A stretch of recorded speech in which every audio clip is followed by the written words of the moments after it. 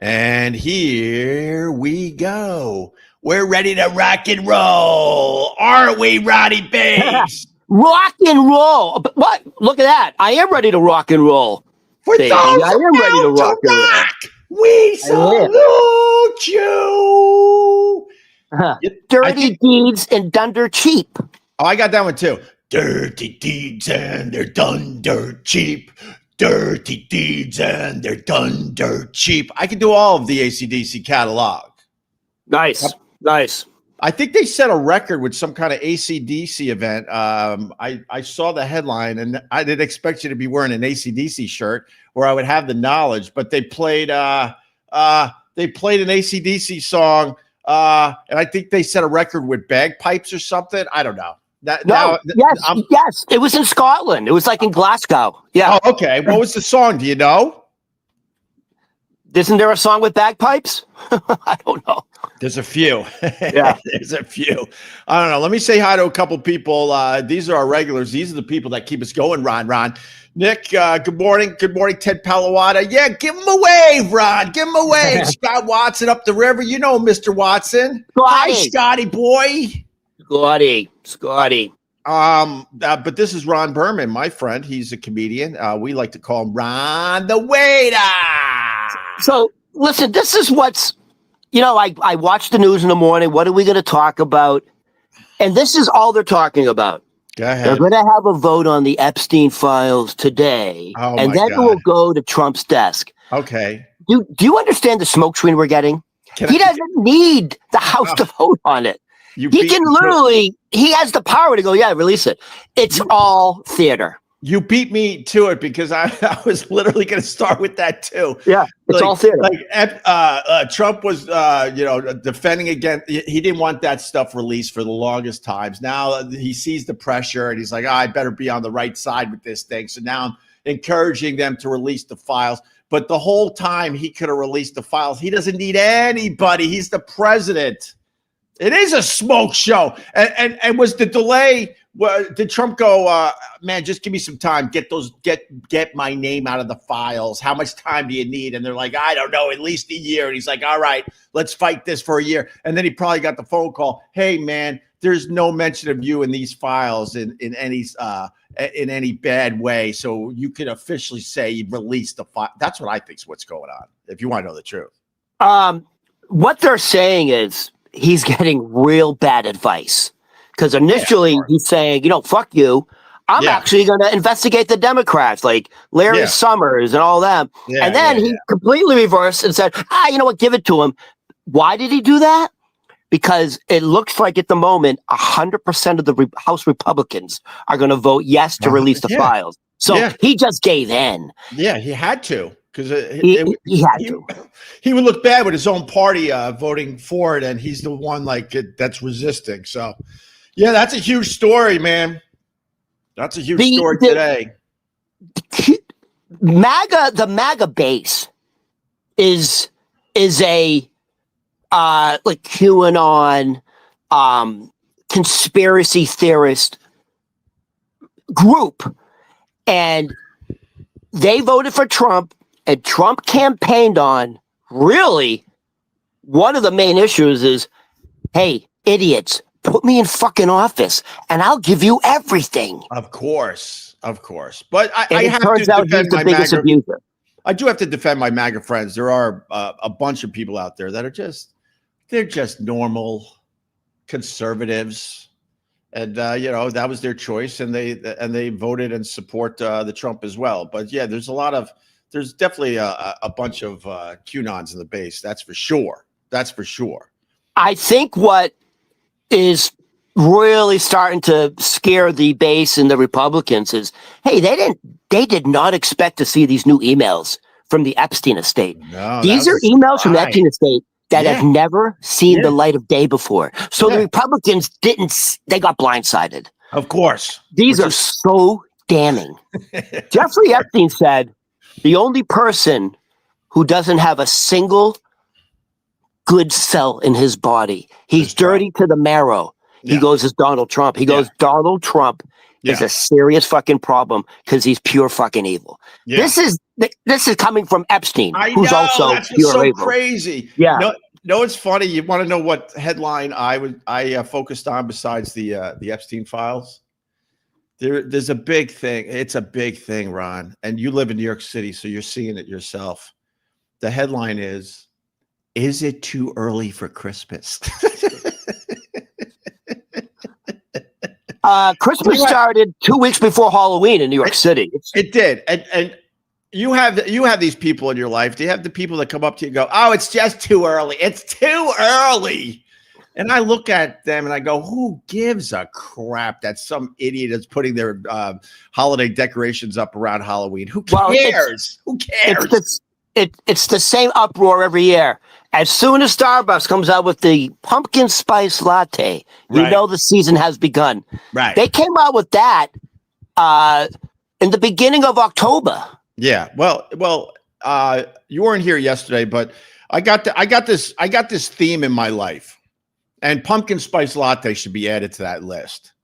If pumpkin spice latte is that damn good, they should serve it all year long. Anything they serve only a little bit. I'm looking at you, turkey, the stupid turkey thing in Thanksgiving. None of us fully enjoy turkey. We drown the shit with the gravy to make it tolerable. And if turkey was that damn good, they would be serving it all year long. It would be on the fucking special list at the menu. Oh, we got turkey today. And you're like, you got turkey? Oh my God. What did I do to deserve this? And the pumpkin spice latte is on that list too. If it was so damn good, they would be serving it all year long. Go screw. And I don't give a shit. It's not too early for Christmas. But here's the thing. We eat turkey year round. Like, okay, we're not having a roasted turkey, but you don't have a nice turkey sandwich? No, you can't even find turkeys in the supermarket. Yeah, you'll have a turkey. Yeah, having a turkey in Swiss, beautiful. That's different. I'm talking about a stupid big fucking bird you got to cook. We only do that once a year because we know it sucks. Wait, don't you do it on Christmas? No. Don't you supposed to have a fucking goose on Christmas? I don't know what you're supposed to do on the Christmas, Ron. But you know what we do on Christmas? Huh? You know what we do on Christmas? What? Chinese food in a movie. Oh yeah, sure. From the leg lamppost movie. What the hell was that called? With Ralphie. Yeah, with little Ralphie. A Christmas Story. A Christmas Story. And then I like when you lean in. I want to start leaning in like Ron the Waiter. A Christmas Story. And then you got the TV stations that run A Christmas Story 24 hours over and over again. It's what we do every holiday. Oh, they run it for TNT and TBS for Christmas. Run it for 24 hours. Yeah, exactly. So now I'm not making this up. I am not making this up. You make up a lot of stuff, I think. I dated a girl named Mana Friedman. She's from Paradise Valley, Arizona. We talked about this. It's an exclusive suburb of Phoenix. Remember, her next door neighbor was Alice Cooper. Is she the Steven Tyler girl? Oh, this is the girl that Steven Tyler probably banged. Probably. They went to rehab together, if I remember correctly. For sex addiction. Right? Yeah. For sex addiction. Ron the Waiter went out with a girl that had a sex addiction. Did. He would come home and she would be walking a little wobbly. I would come home from class at Northern University and it looked like she had just done like a heavy day of like lifting like leg squats. Right. And she'd be walking funny. And I just gave myself 30 in a row. I'm like, really?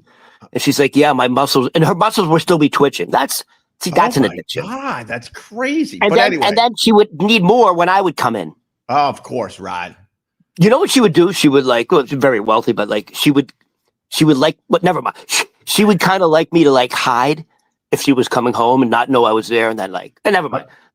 Really? Role play, yeah.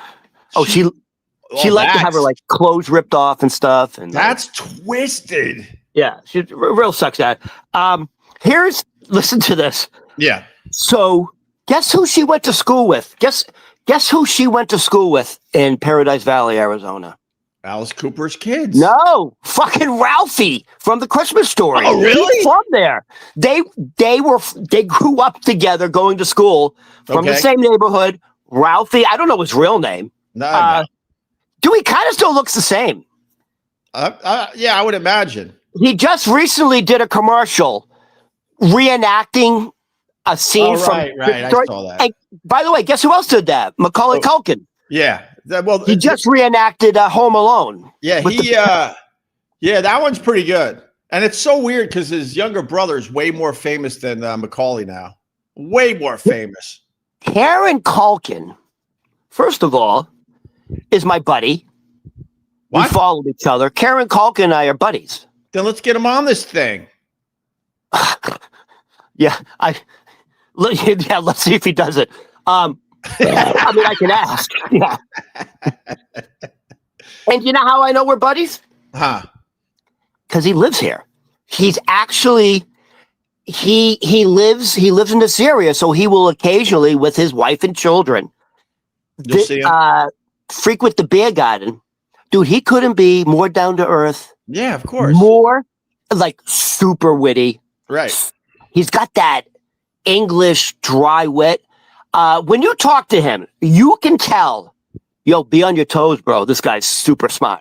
Yeah. He's super smart. You can see he's very quick. He's very sharp. It's not a coincidence. He just won the Oscar. It's not a coincidence. Before that, he won the Emmy. You got all that from him saying, "Hey, sir, can I have another round?" You got all that from him when he says, you don't, "Sir, are you guys serving wings tonight?" You don't understand. We are union brothers. Oh, damn. We are solidified union, but we're the same union, man. What are you talking about? That's my union brother. Dude, he was great. He was great in Succession, man. Unbelievable. But anyway, it's not too early for Christmas. It's just shut your mouth. Who cares? Oh my God. Why? Wait a minute. Hold on. You have a tree already? No, but you know what? My daughter asked if we could get the Christmas thing going a little earlier this year. So I think we're gonna roll into Thanksgiving and literally real or fake? I go real. Okay, because everything.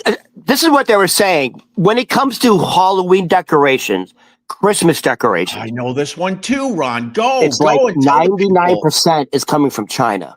So they're saying if you want to buy an artificial tree this year, they're only coming from China, and you're going to spend almost, on average, you're spending 17% more. I think it's on a higher fucking than that, artificial Ron. Christmas tree. You think it's higher than that? I think it was higher than that, but whatever. I mean, the cost of Christmas has gone dramatically up, and the cost of a Thanksgiving meal, right, has gone up $124 compared to the same amount of food last year. Yeah, 100%. So are you trying to? I'm going to agree with Marjorie Taylor Greene. I can't believe I'm saying it because she's very anti-Semitic. She says we have Jewish lasers in space. Oh, that's I like right. that one, dude. I like that one though. Yeah, that's the one I like. That's because that's badass. Because I can fucking evaporate you. But she's got some balls on her ovaries. I love the fact that she said Trump is gaslighting America. Yeah. On the economy, saying, "What are you talking about? Everything's perfect." And Marjorie Taylor Greene, one of the biggest MAGA supporters, publicly said Donald Trump is gaslighting America. Yeah, that's serious stuff. Well, for Trump to say that things cost less, I don't know one person in my life that is roaming around going, "Oh my God, everything is cheaper finally," because no one's feeling that. He could say it another 100 times. No one is feeling that things are cheaper since he became president. So they were on the news this morning. Yeah. Apparently, there's 2.8 million New Yorkers who are running out of money before they can buy more. Like they're running out of food. Yes. And they don't have the money. Like the money's not coming back in yet to buy more food. And this is what they said. The 2.8 million New Yorkers who are going food insecurity, they're literally running out of money to buy food. a lot of them are making six figures. A lot of them are making $100,000, and they can't afford to support their family. I live in New York City. I live in New York City, Ron, and this will blow the minds of anyone watching this. 100,000 is nothing. That's what I was going to get at, and people will look at this and go, "You've got to be out of your mind." Right. If you make $100,000 a year in New York City, you are fucking broke. You're living paycheck to paycheck, really. You're broke. You're living with roommates. Yeah. You're in maybe a little 2-bedroom, and you're sharing a room with a stranger because it's the only way you can make ends meet. I'm not talking about sharing an apartment with a stranger. Some of these apartments are set up in a way where two people that don't know each other are in the same fucking room, almost like it's a dorm room. The 100,000 gets you nothing. Do you know that? I mean, it keeps going up, but the average apartment in New York City for one bedroom apartment is close to $1 million fucking dollars for one fucking bedroom. Hold on. In Astoria, people are renting out rooms. Right. Just the room. Just the room. And it's going for $1,800-$1,900 a month. Right. Almost $2,000 for a room. So that brings back a memory. When I first moved back to Long Island, I wasn't making much money. I just got a pretty decent gig at WBAB, which was the job that set me on my way. But I had to prove myself before they were going to give me real money.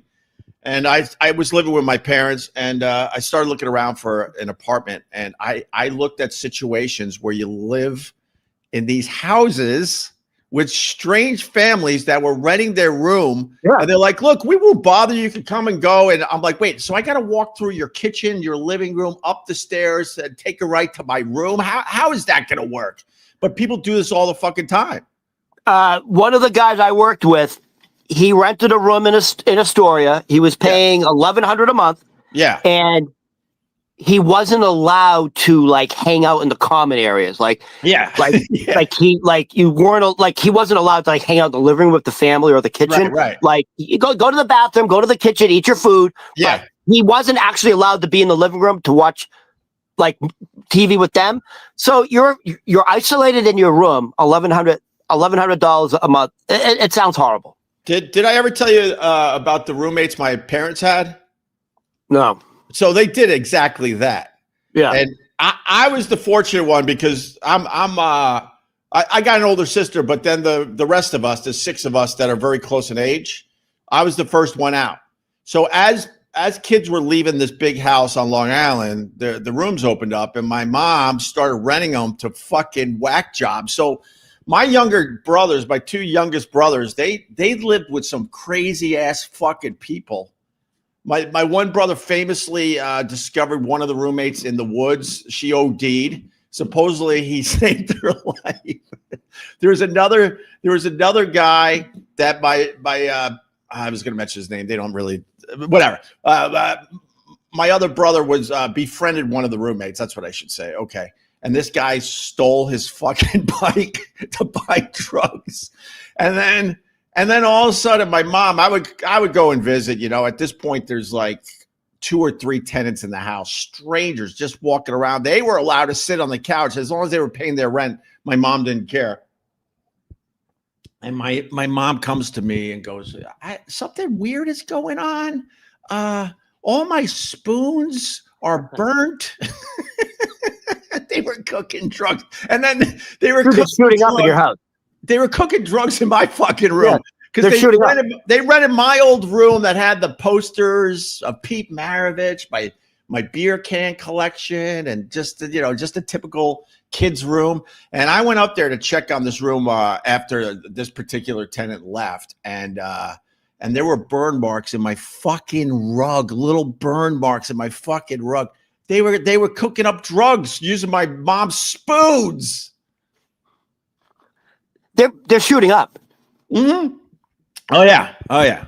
And then I'm trying to remember some of the other ones, but we had the one that was so paranoid and thought my brother was CIA or FBI. I told that story recently. And then the final tenant. Did I tell you about the final tenant, Ron? No. All right. So now you fast forward a whole bunch of years. My mom had one last tenant that was in that house. I would say probably 10 years, probably. So my dad pretty much died in a car accident right in front of the house we grew up in. And then after that, my mom lived alone with this one tenant. That was it. And we would try to visit my mom as much as we can before we moved her into assisted living. And the last tenant, this is how that ended. Knock, knock, knock on the door. Suffolk County Police Department. Are you blah, blah? Yes. Does blah, blah live here? Yes. Can we see his room? Why? Why do you want to see his room? Well, ma'am, he just committed suicide on the railroad tracks in Greenlawn, and we want to check his room. He fucking parked his car on the tracks with a suicide note on the dashboard. And then they, I don't know. I don't remember if they found another note in his room, but that was the end of the tenants and my mom. The last one killed themselves. This is all I'm thinking. Your mother needs a better screening process. Your mother invited drug addicts and yeah. Know what her screening process was for roommates? If you could fucking pay, that's all she gave a shit about. Yeah. That's all she cared about. But anyway, where were we with this? The cost of living, Trump trying to say everything is cheaper. I don't know a person around me that agrees with Trump as far as things being cheaper. We're not seeing it. So they had the three indicators of like things aren't good. Price of eggs is up like over 20%. It's up 20%. Right. Beef is up 18%. Right. And what was it? Oh, and bread. I think it's beef, eggs, and milk. Right. Beef, eggs, and milk. Those are the three indicators. Yeah. So everything's up 14%, 18%, 20%. Those are the three indicators. Those are the three main ingredients. Milk, bread, meat, milk, and eggs. Bread. Right. Milk is up, meat is up, eggs are up, and Trump is saying it's the lowest. It's eggs and meat is the lowest it's ever been. That's gaslighting. And then the other thing that's he bailed out like the Argentinian cattle business. He remember he gave like a couple billion. He gave $4 billion to Argentina to save their meat industry. Right. Meanwhile, American cattle farmers they can't pay their bills. How do you explain it? He's bailing out cattle farmers in Argentina, and the cattle farmers in America are absolutely suffering. Yeah, it's coupled with the tariffs. He wants. Oh my God, this is where we lose half the audience. He wants Americans to suffer. He don't give a shit about anybody. He cares about himself. He doesn't even give a shit about his billionaire friends, if you want to know the truth. Because they talk about all he cares about is himself and his billionaire friends. He doesn't care about his billionaire friends. He doesn't. He just on the side made like $100 million, like a little side hustle with some Bitcoins. Right. He did another side hustle with Bitcoins and made a quick, cool $100 million. Yeah. Boy, no one even heard about it. I only heard about it because it was a little whisper in the news. And Trump. I think when it's fully disclosed, I think the Trump family is just they're raking it in. Of course. Really? Do you think Trump has a friend, Ron? Do you think he just has a friend? A literal friend? He doesn't. It's a literal friend. I'm not talking about business associates. It sounds like he doesn't really hang out with his family much in general. But does he have a friend? Just anyone that he's called over the years, even before he was president? Does anyone know if he ever had a friend? He had one, but that guy took his own life. Which one? Epstein. Oh, Epstein, of course. Duh. All right, listen. Richie Rich is here with Who the Man. Ryan, do you got one? You know what? Fuck it. I'm going to go back in time a little bit because I wanted to talk about it because I find it so interesting. Go ahead. And I used to be a member of Air Force One. Here we go again. Here we go. So I want to bring up two things about. So who's my man? Yeah. You're fucking right. It's Steven Tallarico, a.k.a. Steven Tyler, a.k.a. the Screaming Demon. Right. A.k.a. the frontman of Aerosmith. Right. So here's a couple fun facts about who's my man, Steven Tyler. Yeah. You remember that big fucking hit they had, Dude Looks Like a Lady? Dude looks like a lady. Yeah. Yeah. Massive fucking hit. That was a great song. So at one point, Motley Crue was on tour with Aerosmith. Right. Opening up for Aerosmith. The first time Aerosmith and Motley Crue met, Steven Tyler thought Vince Neil was a girl. Yeah. And he's like, Steven Tyler thought Vince Neil was a groupie. Yeah. Like he thought she was a groupie blowing the band. Right. Exactly. And he goes, the dude looks like a lady. And they go, no, that's Vince Neil, Steven. Right. Steven, that's Vince Neil. That's you're not going to have sex with that person. And that's where the song "Dude Looks Like It" came from. Now, Desmond Child, who's a very, very famous music producer, right? Sure. No, I say sure because I know the name. I couldn't tell you what he produced or anything like that. So Desmond Child produced that song, "Dude Looks Like a Lady." Right. And they thought "Dude Looks Like a Lady" was a little too maybe homophobic. So they were going to go "Cruising for a Lady." And Desmond Child, who produced that song, said, "What are you giving in? You're folding? You don't want to stick to your guns?" He goes, "I've also produced Van Halen, and they would never fucking give in." Damn, I like that. And they wouldn't even put that song on their worst B-side to change the title. And he said he essentially called Aerosmith punk ass bitches because Van Halen would never give in. Right. So that's the story of that. That's the story of "Dude Looks Like a Lady." But "Cruising for a Lady" sounds a bit more homophobic, right? Doesn't it? "Cruising for a Lady" sounds like Epstein's theme song. It sounds like you're like cruising for a twink or so. I don't know. Right. That sounds worse than "Dude Looks Like a Lady." Yeah. No, it's what I lived. When I was, as I like to say at times, putting up numbers, trying to figure out who I was going to fall in love with. You gotta get out there to figure out who you're going to fall in love with, right? I'm so thankful that I didn't have to dress up like a chick. That was the culture, dude, with the hairbands. Guys dressing up like chicks, and I'm like, why are you dressing up like a chick? You don't have a hit song. If you don't have a hit song and you're dressing up like a chick, that doesn't make sense. All those like metal hair bands. They all were dressing 90s, like right? girls, and the women were losing their minds over them. I never understood that. What, were you sharing makeup with your girlfriend? They wore heavy makeup, eyeliner. They had hairdos like girls from Revere Beach. They had big fucking blonde hairdos. They had makeup on. They had eyeliner. Don't forget the waterfall, Ron. Some of the women had the waterfall in front. They dressed like bisexual, essentially. It was the thing, and girls ate it up. And then guys were like, "Well, if these rock stars are getting girls dressing up like girls, then I guess I got to start dressing like a girl." And I'm here to say you'll never find a picture of me dressed as a girl. Thank God I didn't have to do that. I think it was because of my blue eyes back in the day. What do you mean? You never dressed up as a girl for Halloween? I don't think so.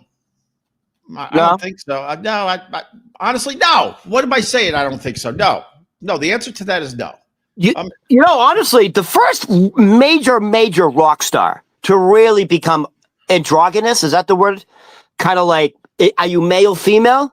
I got it. David Bowie. I was going to say David Bowie. He's David Bowie, androgynous. You really couldn't tell. He was like Pat from SNL. Right. Are you a boy or a girl? Right. Exactly. So Steven Tyler's the man because he didn't cave on "Dude Looks Like a Lady."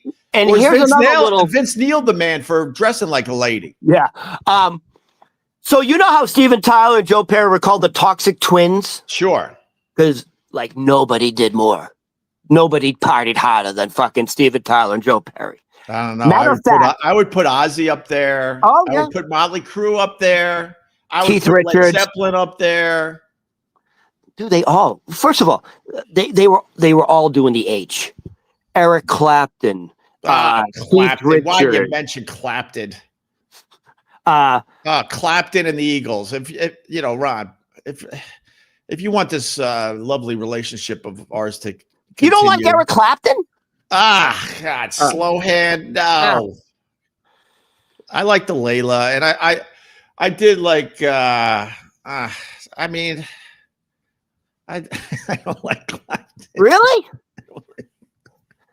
Don't they like? You know, like in Vietnam, it said Kilroy was here. Yeah, they had that in England. It said Clapton is gone. Like I know all over Trust London. Me, this is not a popular opinion. I just don't like Clapton. I don't know what it is about him. You know, matter of fact, H was such a factor in music in that time, right? That the Eagles, maybe one of their biggest hits ever, was about H. Right. Hotel California. I know. Is about entering and never leaving. That's about that song is good, I guess. But the Eagles, every song sounds the same to me after a while. They put out a country western album. But here's I'm a little confused by the Eric Clapton because I do like I like the Cream stuff.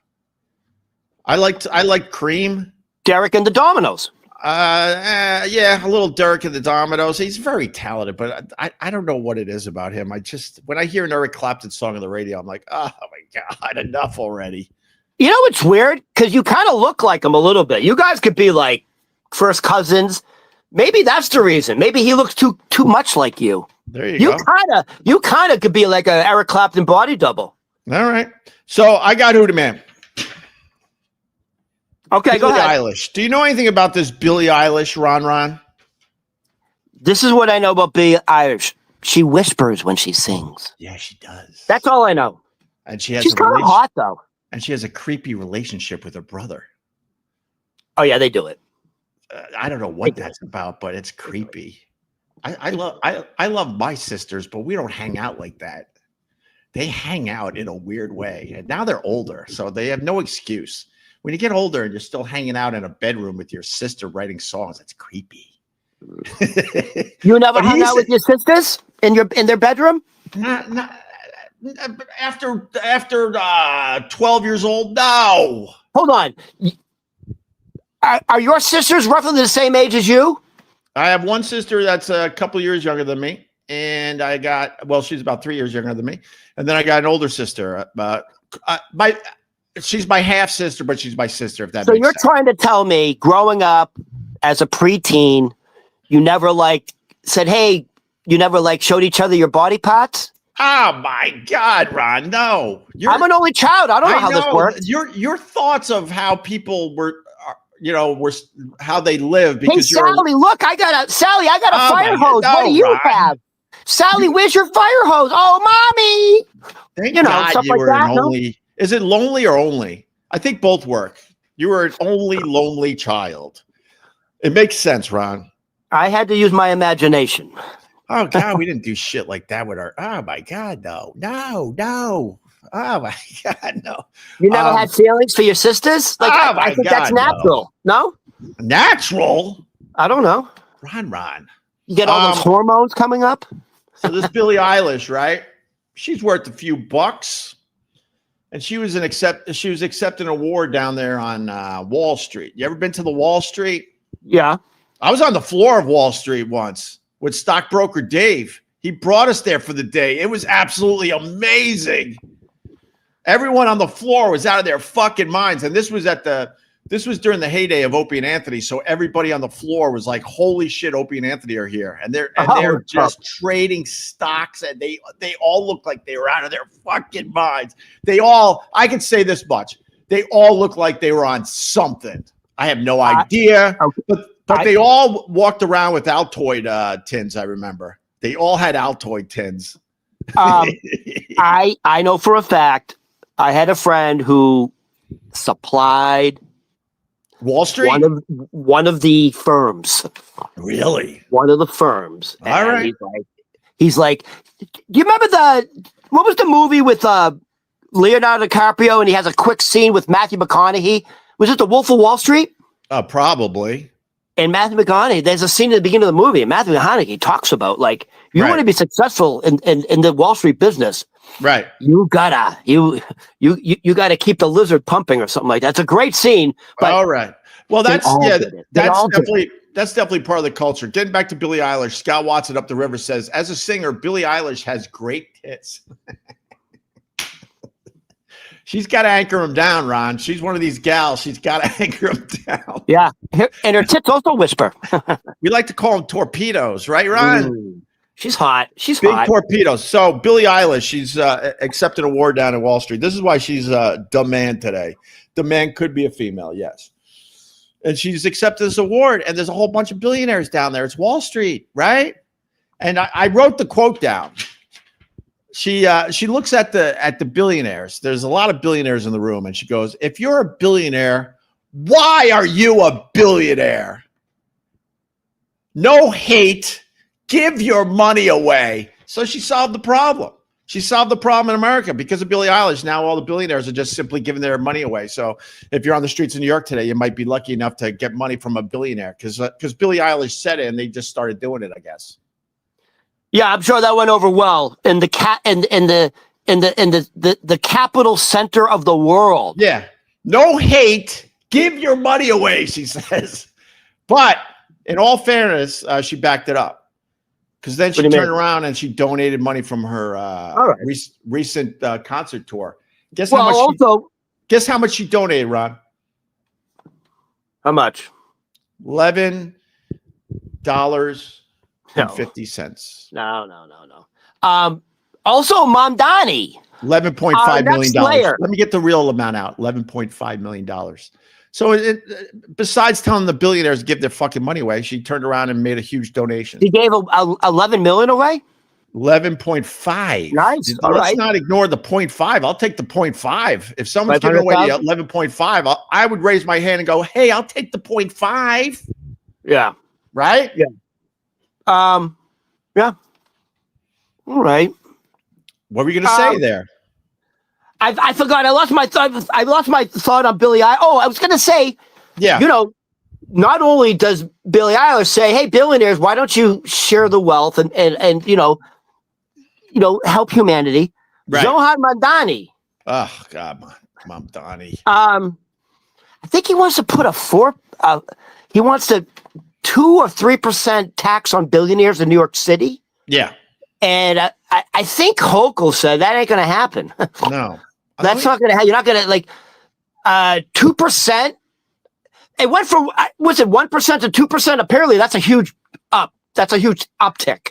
This is what people don't understand. These idiots that are in the street. I put up a video recently on my YouTube channel. I got another YouTube channel for my New York City stuff mostly.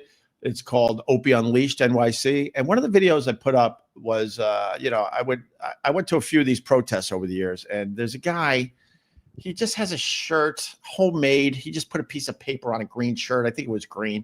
And it just says, tax the rich, tax them all. And the point, to your point, and to Kathy Hochul's point, I agree with her on this, and I'll tell you why. If you tax these idiots too much, they take their business and they go somewhere else. And that's what really hurts the city. You tax these billionaires to a point where they're like, fuck you, man. I pay enough already and you want more from me? I'm taking my entire company out of New York City. That's why someone like Kathy Hochul says no to that shit. By the way, that's the criticism is you're gonna run business out of New York City. That's exactly right. Yeah. And also, where is Wall Street? Wall Street's in the middle. Wall Street's in Manhattan. Right. So you have a New York City mayor who has control of Wall Street, who wants to take, it's like Robin Hood, I guess, right? Take the money from the rich and give it to the poor. Sure. I guess so I guess that theme's been around for thousands of years, I guess. You need the billionaires to want to do something like that on their own. If you force their hand too much, they just take off. They simply just take off. There will be other states saying, come to us and we'll give you all the tax exempt you want. Of course. That's what you're competing with. It's not an easy solution. On paper, it sounds amazing. If you want to know the truth, there's billionaires out there that'll die. Their family will die. Their families will die, right? And that money will still be there. They have so much money, they could easily give away a ton of it, and their lives will never be affected, and their kids' families will never be affected, and their grandkids' families will never be affected. Right. They need to do it on their own somehow. But to force their hand, they're just going to go somewhere else. But yes, and there are states that do that. Like if you come to our state, there's no corporate tax. Right. Or if you come to our state, there's no property tax. Right. Because I know, I you know who does that? All these fucking like millionaires, high celebrity actors and sports stars. They're going to states where they're saving millions of dollars in taxes. Yes. Either in sales tax or income tax, right? What happened, Opie? Opie? Opie? What'd you do? What happened, Opie? Opie! Can you hear me now? Now, yes. What happened? I had to plug in my stupid computer, and then I see what happened. Go ahead, talk, Ron. I'm listening. Oh my God, you need an assistant. First technical issue in a while. Give me a break. You know what? For Christmas, let's see if we can get you an assistant. I don't need an assistant. I reached for a cord and I unplugged something else. Let me go back to the other audio. We're back right where we were. Our first technical issue in a while. All right, we're back. Sorry, we're back. My computer had 2%, so I panicked. I reached down for a cord and I yanked the cord out. That's all. All right, continue. I was listening the whole time. Honestly, I can't work under these conditions. This is crazy. I mean, considering, dude, we're doing a show from my windowsill, and you're in a wood paneling room. I think they need to lower their expectations. You're at the very top, and I'm at the very bottom. This could be a mic problem every once in a while. All right. So just quickly, because I find this so interesting. Yes. So we were saying before, who's my man, Steven Tyler, the Toxic Twins. Yeah. I love this story. This is my favorite Aerosmith drug story. Okay. In 1984, a Boston DJ played the ballad You See Me Crying from Aerosmith Toys in the Attic, right? So Steven Tyler and Joe Perry, the song comes on. I think it's WBCN. Has to and be. Steven Tyler goes, holy fuck, I love that song. We should cover it. Hey, Joe, find out who sang it. And Joe Perry goes, I'll get the quote. Hold on.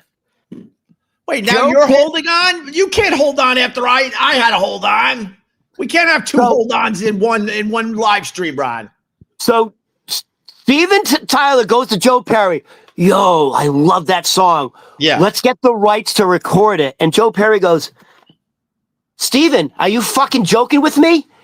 You sang that song, you fucking idiot. That's your song, Steven.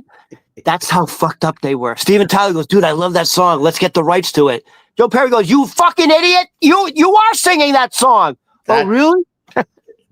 I'm going to be honest with you. I never heard that one. I've heard a lot of these rock stories. I've never heard that one.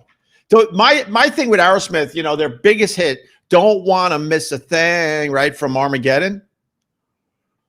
Well, I mean, it's not my biggest hit from them. I hate the older Aerosmith. But if you look it up, I think it's their number one song. I know numbers, but I don't like the second half of Aerosmith. They had that I forgot her name already, and I saw her documentary. That's what's sad about songwriters, because you don't remember their fucking names after a while. But she wrote a ton of hits for a ton of people, and she wrote that song for Aerosmith. It's not an Aerosmith song. Yeah. They needed a song for Armageddon. She wrote this beautiful song. Her name's Diane something, I think. And then she handed it to Steven Tyler saying, I think your voice would be perfect for this, and your daughter's in the goddamn movie. This works. Oh, that's Joe right. Perry had was in the movie. Joe Perry had to sit there and play just goofy, basic guitar on and stuff. It's not an Aerosmith song. I know it's in their catalog, but it has nothing to do with them as songwriters. They're the second half of their career after they got sober. Yeah. Too clean, too poppy.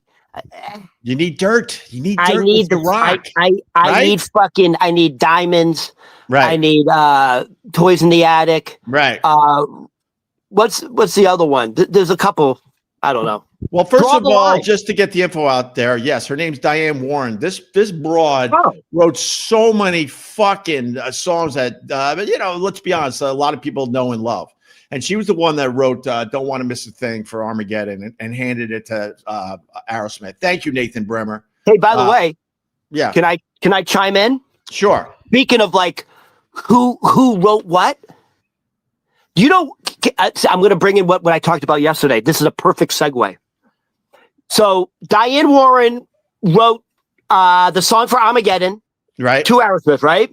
Right. So there's a lot of very famous people who have, by the way, there's very famous musicians who have wrote very famous songs for other people. I think Prince did a lot of that. Prince wrote a lot of super fucking hits for other people. That's how talented Prince was. Yes. So guess who else wrote a very, very famous jingle? Oh! So you ever heard of Barry Manilow? We all know the Barry Manilow. Nice Jewish boy. Good old Barry Manilow. By the way, what do you think his biggest hit was? Like, name some of his biggest hits. At the Copacabana, music and fantasy is always in fun. At the Copa. Right. I would go with the Copa. Oh yeah, they fell in love. And poor Barry wanted to be singing about another dude so badly, but America wasn't ready for the Barry Manilow. Allegedly. Just out of question, we know his last name is not Manilow because it's probably like Lipschitz. It's like Barry like Lipschitz or something. Right, probably. Well, Ralph Lauren is Ralph Lipschitz. Oh, that's nice. What about the Barry Manilow? I'm trying to remember some more Barry Manilow hits. He had a few hits, didn't he, Ron? Let me tell you something. He still sells out. He sells out, and it's all the fucking the senior circuit. They love him. He had the song Mandy. Oh, huge. And he wanted to be singing about Randy, but he had to sing about Mandy. How'd it go? Because Mandy! Right. It was the 70s. He couldn't sing about Randy. He had to sing about Mandy. However, still not his biggest hit. Not his biggest hit. You want to hear his biggest hit? His biggest hit was the Copa, I would say. No. What? Barry Manilow's biggest hit came out in 1971, and it's been playing for 40 fucking years, and it's still on the air. How about your math sucks? Ready? 71 to 25, that's 54. Oh, my God, you're even proving my point. Barry Manilow's biggest hit has been on the airwaves for over half a century now. Do you know what it is? I'm going to sing it for you. No, let me do it. Barry Manilow's biggest song. That he one? recorded it in 1971, and it's still on the airwaves. Let me do it some justice. All right. Like a good neighbor, State Farm is there. That's fucking Barry Manilow, his greatest hit. Like a good neighbor, State Farm is there. That's Barry Manilow. I actually know this. I forgot though. Yes, Barry Manilow started out as a jingle writer for commercials, I think. Yeah. And his biggest one was State Farm. He wrote a good neighbor. State Farm is there. That's Barry Manilow, my friends. And I love how you say it with the Boston accent. State Farm is there. Yeah, State Farm. State Farm is his biggest hit. You're right. Oh my God, that stupid Barry Manilow. Oh my God. It's still going. That jingle. Oh, by the way, no fucking royalties. He only made $500 off that. For real? Yeah. He got paid $500, no royalties. Can you imagine if he got royalties off that? That would be insane. He'd go for half a century. He would have a few more million on top of his hundreds of millions. It would be unbelievable. Speaking of royalties. Yeah. Seinfeld, Friends. Right. So for the cast of Friends, they still make about $20 million a year royalties. Each Seinfeld person? makes Wait. Each person or the show itself? No, each person is making roughly. Look it up. Royalties, and I'm going to tell you why. Go on a cable. Go on any news. Go on any channel. You'll find a rerun of Friends. You'll find a rerun of Seinfeld. Well, my young daughter discovered Friends, so there was a period there before she went back to the Gilmore Girls where she was binge watching Friends episodes. So yeah, and they're around the clock. You're 100% right. What I'm saying is, you can go at any time. You'll be able to find on 2 or 3 channels Seinfeld reruns or Friends reruns. Right. It's on all day, every day. Holy shit! Yeah, I'm not going to listen to anything you say right now. Why? I'm like, come on, Ron. You're pretty. My friend Ron the waiter is pretty well read. How much do they make it? I had to have gotten that number wrong. The Friends cast earns an estimated $20 million per year each in royalties. That's what I just said. Ron, I know I'm backing you up because I didn't believe it to be true. So it's so crazy. I AI'd it. You don't say Google anymore. If you say I Googled it, you're dating yourself. You got to say I AI'd it. I made a Xerox. Ready for this? So they make $20 million per year each in royalties, a figure that comes from 2% of the show's estimated $1 billion annual syndication and streaming profits. The fucking show Friends is still making $1 billion a year. And probably Seinfeld even more, because Seinfeld's on more than Friends. You know, Ron, there's no secret here. I'm running out of money. Wait a minute! Don't you get royalties from back in the day, bro? It drives me nuts to this day. I can only speak for myself. I didn't have a relationship with Anthony, so when he was negotiating with our agent, I have no idea in general what they said. But I told my agent back in the day when I had enough money, I was paying all my bills. I was putting it into financial accounts. I didn't need any more money at that time. And I went to my agent, Robert Eatman. We were signing another contract with SiriusXM.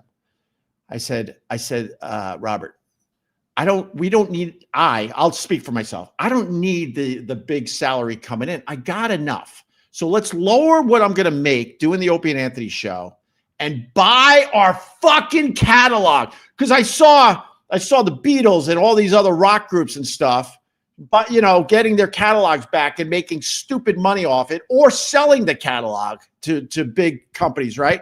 I went to my agent, Bob, I love the guy. He did so much for me. He's no longer with us. I said, Bob, I'll take less money.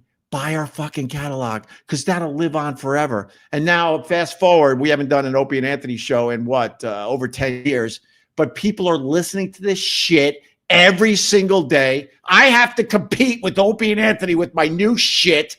That's how popular it still is to this day. And I don't get a penny from it. Anthony doesn't get a penny from it. So who owns the rights to Opie and Anthony? From it. What? Who owns the rights to Opie and Anthony?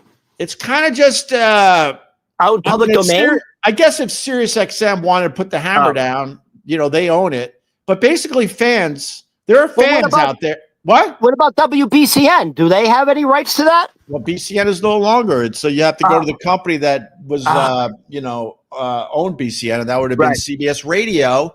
Right. There are fans and fan sites making decent money off the Opie and Anthony material. So you can't don't you have an attorney? You can't say, hey, I'm actually Opie from Opie and Anthony. This is my stuff. You can't legally do something?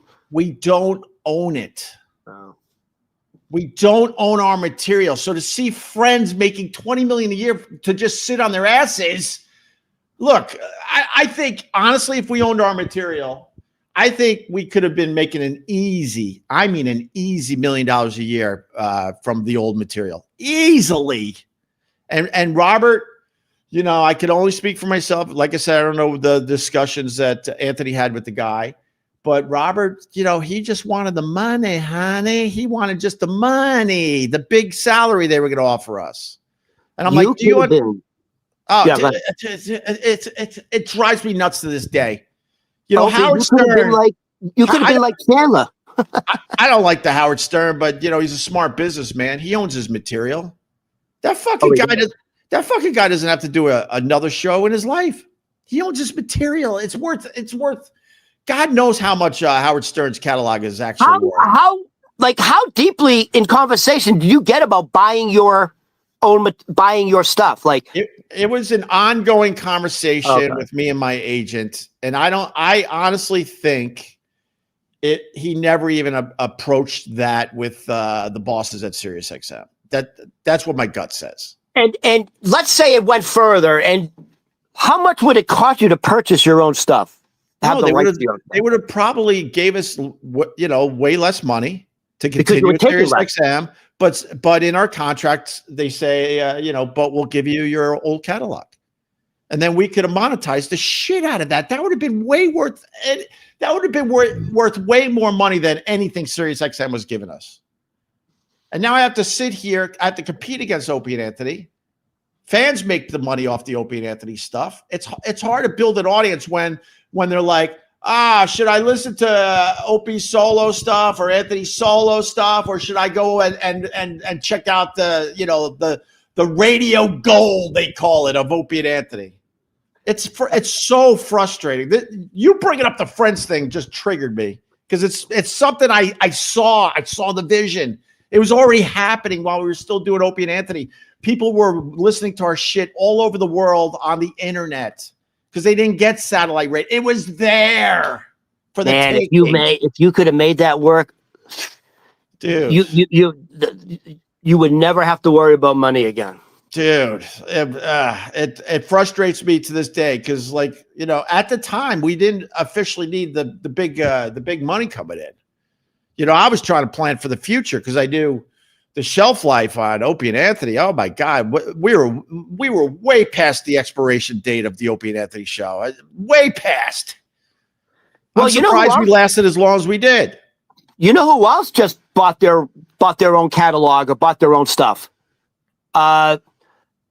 Your buddy's girl, your meathead's girlfriend from the podcast, Taylor Swift. Taylor Swift. Yeah, she went back and bought her catalog. The best one was when Michael Jackson, when he was still with us. You know the Michael Jackson story, right? He bought the Beatles anthology. He bought the Beatles. Yeah.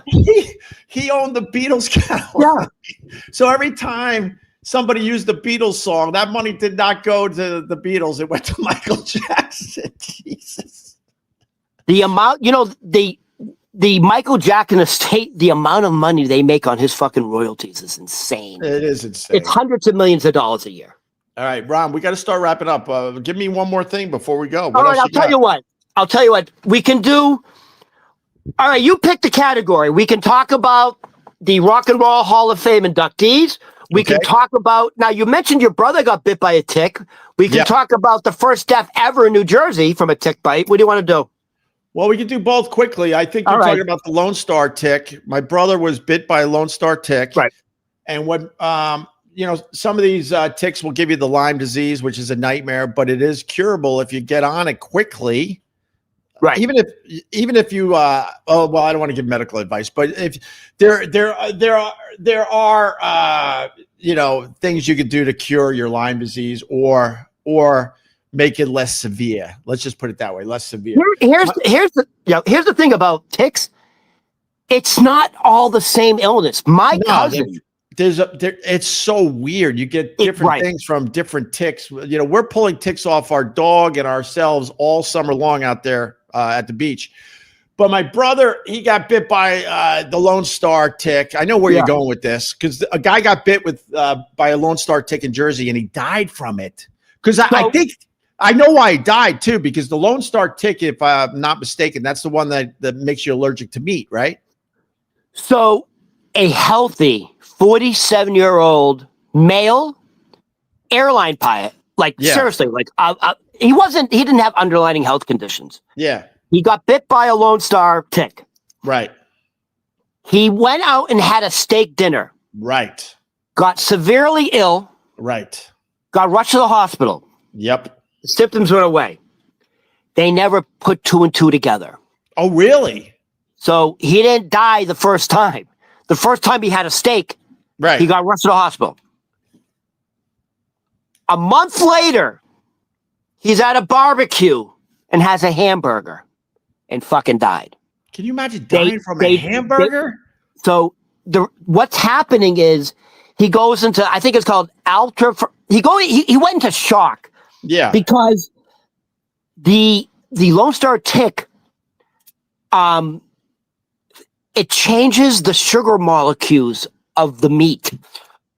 I don't know the fuck. We're not medical people. But all you need to know is the Lone Star tick, and I'm not sure if it happens in all cases, but it'll make you allergic to meat. This actually happened to my brother. I don't know where his status is, but for the last, I think he told me recently that for whatever reason he can eat. Huh? Can he eat meat now? I believe so. I'll talk to him after the live stream. I'm wondering if that goes away. Like, I'm wondering if, like, over time. So I went fishing with him over the summer with my kids, and I think he said that he could eat meat again, but I'm not positive. I gotta ask him. But this is why. So it's called alpha Gal's syndrome, right? And what happens is it changes the DNA of your, like, sugar molecules. Yeah. And you go to the anaphylactic shock. I forget, whatever. However, super scary, right?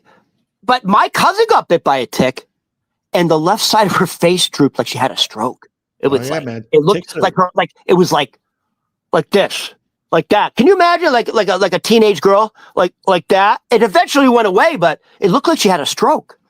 Yeah, ticks are no joke, man. I mean, when we find a tick at the beach house, we handle it.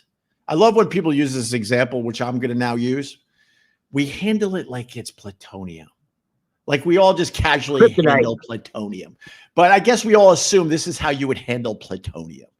And you just have to, how do we get rid of the tick? And I just flush him down the fucking toilet.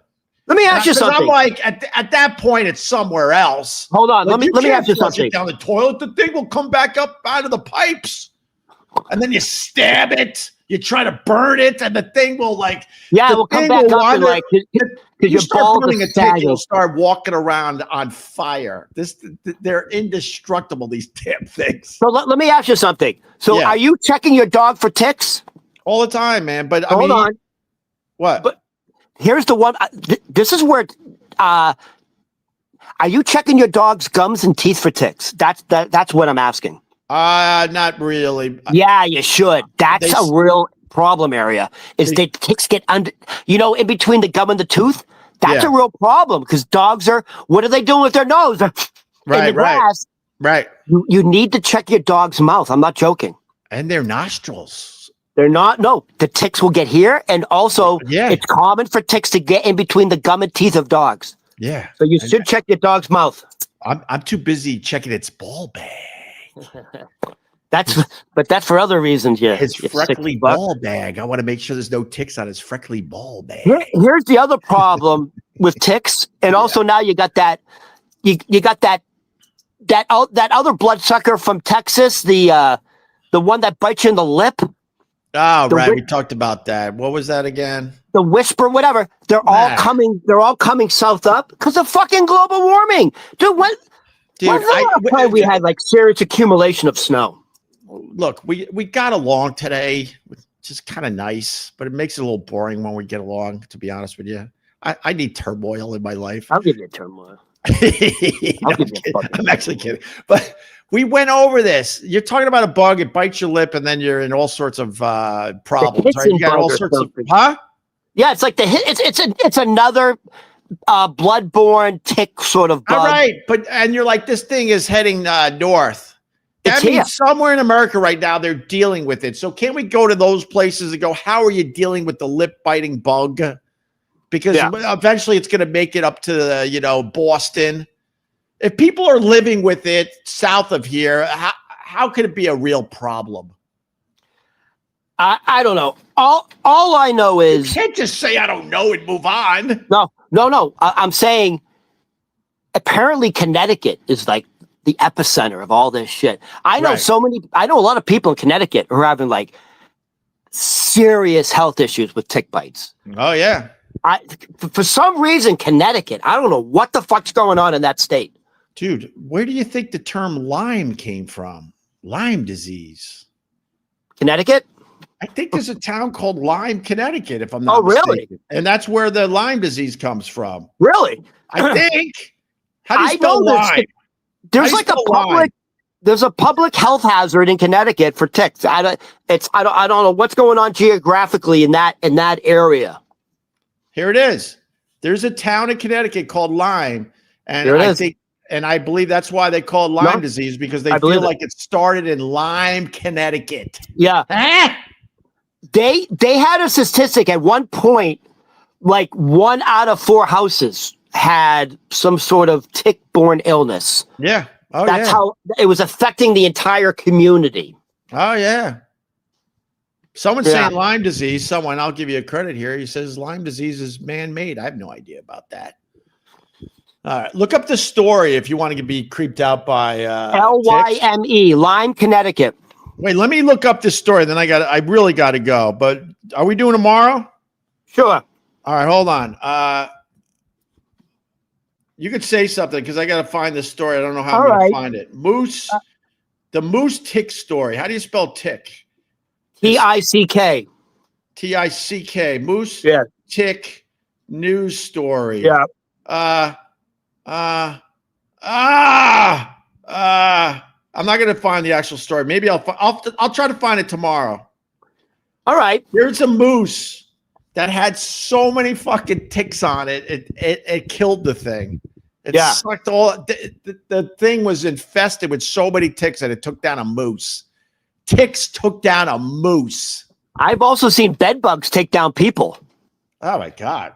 Dude, I had bed bugs once. It was horrible. I know one guy, he became anemic because he was so many bed bugs. Really? I had bed bugs. I lived in a fucking single room occupancy on the Upper West Side. I'd wake up with like 30, 40 fucking red bites on me. Really? I'd wake up in the middle of the night. You know when you wake up and you're tired? I would see him crawling through my chest hair. Oh my God. Yeah, honestly, I'd just go back to bed. Are you serious? I would see them crawling on me in my chest hair. Oh, the worst for me was I got infested with fleas. Forget it. By a feral cat that I brought in, a kitten. It was a street kitten. Story goes, I've told it many times, but when I was working in radio in Buffalo, our radio station was in a house, and there was kittens outside or one, and we brought it in, and we decided it was going to be the radio station's kitten or cat. And the morning guy hated. This guy was really nice and cool in general, but he hated cats. He would throw the fucking thing. And I was like, all right, you know what? This cat is being abused. It was a kitten at the time. I'm taking it home. And this thing was infested with fleas. I had to bomb my apartment 2-3 times to try to get rid of these things. And you would see them on the rug bouncing. Have you ever seen fleas on a rug bouncing? And I had so many. It was like a show was going on around my feet. My ankles were getting destroyed by these things. They would bounce about, I want to say about 6 inches off the rug like this. That's exactly right. Huh? By the way, that's where flea circus came from. Back in the gypsies in Europe, they would it's called a flea circus. And they would have these things like jumping up and down and being on fucking.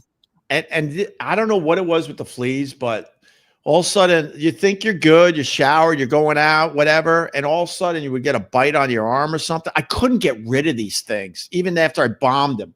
And these, for whatever reason, a flea bite is so irritating, so itchy, and takes forever to calm the fuck down. I don't know what that's about. Bed bugs.